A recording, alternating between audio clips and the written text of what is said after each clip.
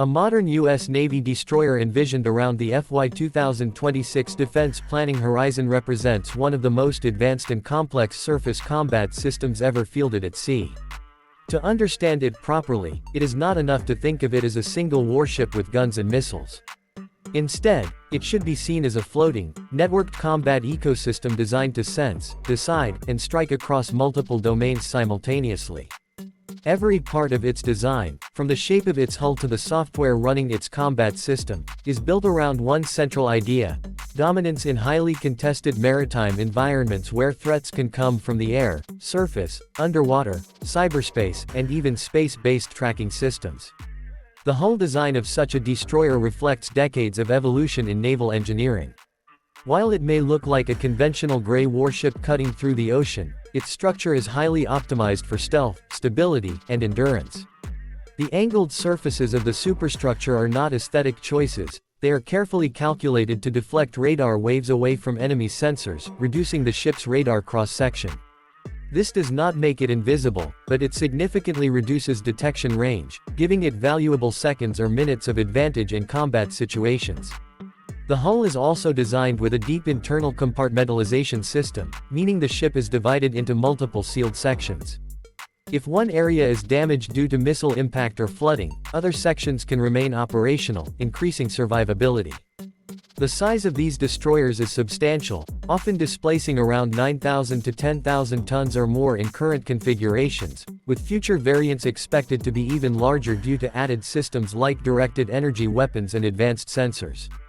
Despite this size, they maintain impressive agility at sea. The hydrodynamic shape of the hull allows them to cut through waves efficiently, reducing drag and improving fuel economy during long deployments. Stability systems also ensure that advanced radar and missile systems remain accurate even in rough sea conditions, which is essential for maintaining combat effectiveness in the open ocean. At the heart of the ship's power and movement lies its propulsion system. Most modern destroyers use gas turbine engines, typically derived from the General Electric LM2500 series, which function similarly to jet engines adapted for marine use. These engines provide a powerful combination of speed and reliability, allowing the ship to exceed 30 knots, which translates to more than 55 kilometers per hour in open water. This speed is crucial for repositioning during combat, escorting carrier strike groups, or responding rapidly to emerging threats. Future-oriented designs under consideration for the FY2026 and beyond timeframe also explore hybrid electric propulsion systems. These systems could allow the ship to operate more quietly at lower speeds, reducing its acoustic signature and making it harder for enemy submarines to detect. However, what truly defines a modern destroyer is not its physical structure but its combat system architecture. The Aegis combat system acts as the central nervous system of the ship. It integrates radar, sonar, electronic warfare, and weapons into a unified digital environment. This system processes enormous amounts of data in real time, allowing operators to see a complete battlefield picture. One of the most important advancements in recent years is the AN/SPY-6 radar, a highly advanced active electronically scanned array (AESA) radar. Compared to earlier radar systems, it is far more sensitive and capable of tracking smaller and faster targets at greater distances. This includes everything from stealth aircraft to hypersonic missiles, which are among the most challenging threats in modern warfare. The radar does not operate alone. It is part of a layered sensor network that includes surface search radars, infrared detection systems, electronic support measures, and sonar arrays for underwater detection. Together, these systems allow the destroyer to detect threats in all environments. The sonar systems, often mounted on the hull or deployed as towed arrays, are particularly important for anti-submarine warfare. Submarines remain one of the most dangerous threats at sea, and detecting them requires extremely sensitive acoustic technology. The destroyer's sonar suite can pick up subtle underwater noises, helping locate and track enemy submarines over long distances. Once a threat is detected, the combat system evaluates and prioritizes it almost instantly. This is where the ship's missile arsenal becomes critical. The Vertical Launching System, or VLS, is essentially a grid of missile cells embedded into the deck of the ship. Each cell can be loaded with different types of missiles depending on mission requirements. For air defense, the ship may carry standard missile variants capable of intercepting aircraft or incoming ballistic missiles. For land attack missions, it may carry Tomahawk cruise missiles, which can strike targets hundreds or even thousands of kilometers inland with high precision. For anti-submarine warfare, specialized rocket-assisted torpedoes can be launched to engage underwater threats. In the FY2026 context, there is growing emphasis on integrating next-generation missile technologies, including hypersonic weapons. These missiles travel at speeds exceeding Mach 5, making them extremely difficult to intercept. Their integration into destroyers would significantly expand strike capabilities, allowing the US Navy to engage high-value targets at unprecedented distances and speeds. This shifts the destroyer from being primarily a defensive escort vessel into a strategic offensive platform capable of shaping conflict far inland from the sea. Close-range defense systems form another essential layer of protection. Even with advanced long-range missiles, there is always the possibility of incoming threats that slip through defenses. To counter this, destroyers are equipped with automated close-in weapon systems that can rapidly fire at incoming missiles or fast-moving surface craft.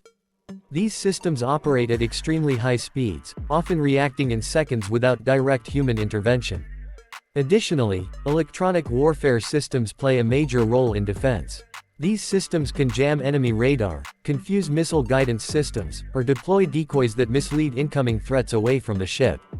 One of the most important but often overlooked aspects of a destroyer is its network-centric warfare capability.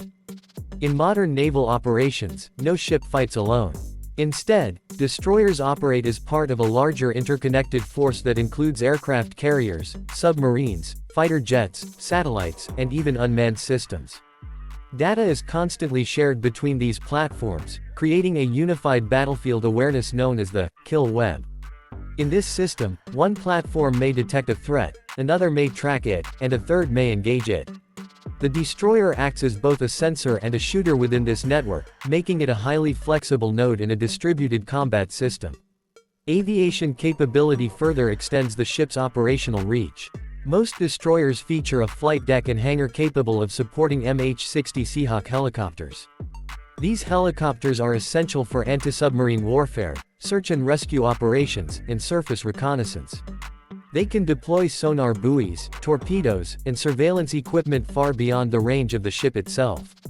In future iterations, unmanned aerial vehicles are expected to play a much larger role. These drones can remain airborne for extended periods, providing continuous surveillance and reducing risk to human pilots. Crew operations aboard a modern destroyer are highly technical and demanding. Although automation has reduced the number of personnel required compared to older ships, the crew still typically consists of around 300 sailors. Each member has a specialized role, from engineering and navigation to weapons systems and cyber operations. Life on board is structured around long deployments, often lasting several months at sea.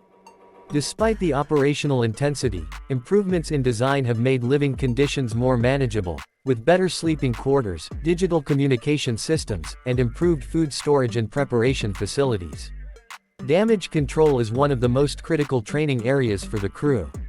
In combat scenarios, survival often depends on how quickly the crew can respond to fires, flooding, or structural damage.